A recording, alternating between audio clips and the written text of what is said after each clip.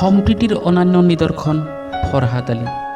সত্ৰনগৰী বৰপেটাৰ ঐতিহ্যমণ্ডিত বৰপেটা সত্ৰৰ বৰা সত্ৰীয়া সত্ৰৰত্ন শংকৰদেৱ বঁটাপ্ৰাপ্ত ভাগৱত ভূষণ বৈশিষ্ট্যদেৱ শৰ্মাৰ অন্ত্যেষ্টিক্ৰিয়ালৈ নিজ গৃহত ৰোপণ কৰা বগা চন্দন কাঠ আগবঢ়ালে বৰপেটাৰ ঢাকালিয়াপাৰা গাঁৱৰ আব্দুল মজিদৰ পুত্ৰ ফৰহাদ আলীয়ে। ফৰহাদ আলীয়ে দিয়া চন্দন কাঠেৰেই জ্বলিল বৰা সত্ৰীয়াজনৰ চিতা। এই মহৎ কৰ্মৰ বাবে সৰ্বত্ৰে উচ্চ প্ৰশংসাৰ পাত্ৰ হৈ পৰিছে ফৰহাদ আলী। এয়া সম্প্ৰীতিৰ এক অপূৰ্ব নিদৰ্শন। এয়াই যেন এক হাতপুৰুষীয়া সম্প্ৰীতি। সংকীৰ্ণ ধৰ্মীয় গণ্ডিৰ পৰা আঁতৰি এয়া সমন্বয়ৰ বাৰ্তা। উল্লেখযোগ্য যে ফৰহাদ আলীৰ এই মহানুভৱতাক সন্মান জনাই অসম জাতীয় মহাসভাই তেখেতক অসম জাতীয় সভাৰ আজীৱন সদস্য পদ আগবঢ়োৱাৰ কথা ঘোষণা কৰিছে। আমাৰ এক সাক্ষাৎকাৰত কি ক'লে ফৰহাদ আলীয়ে শুনোৱা হওক। নমস্কাৰ।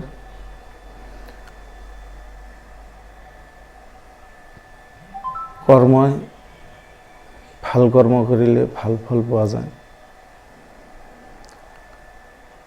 একচুৱেলি যিজন মানুহে আমাৰ যিজন গুৰুজনাৰ আদৰ্শত আমি আদৰ্শিত, শান্তিৰ অসম, যিটো অসমত আমি বসবাস কৰি আছোঁ, শংকৰ আজান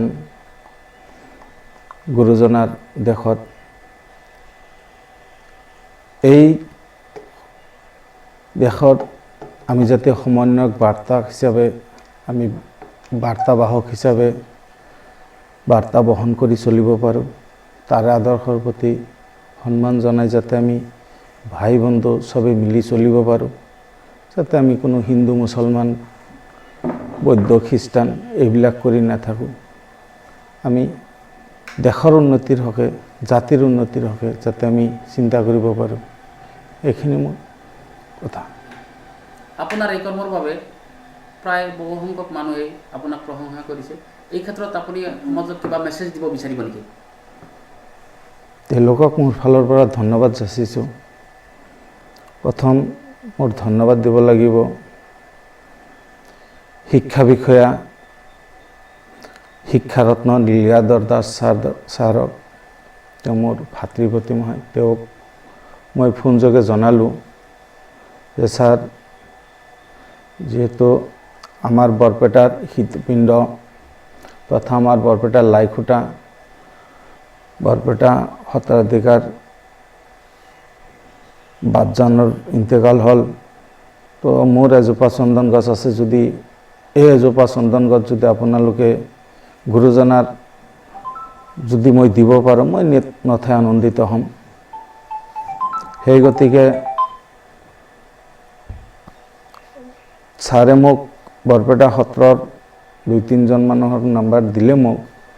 তাৰে এজন মানুহক মই ফোন কৰিলোঁ। ফোনযোগে জনোৱাৰ পাছত তেখেতে ভাল ৰেছপন্স দিলে আৰু মোৰ বস্তুখিনি একচেপ্ট কৰিলে। তাৰ কাৰণে তেওঁলোকক মোৰ ফালৰ পৰা ধন্যবাদ জনাইছোঁ। আৰু যাতে আমাৰ এই শান্তিৰ অসমত যাতে আমি সকলোৱে শান্তিত বসবাস কৰিব পাৰোঁ, যাতে কোনো ভেদাভেদ নাৰাখি আমি চলিব পাৰোঁ, গুৰুজনাৰ আদৰ্শৰ প্ৰতি সন্মান জনাই যাতে আমি অসমত একেলগে মিলা প্ৰীতিতে চলিব পাৰোঁ, এইখিনি মোৰ মেছেজ।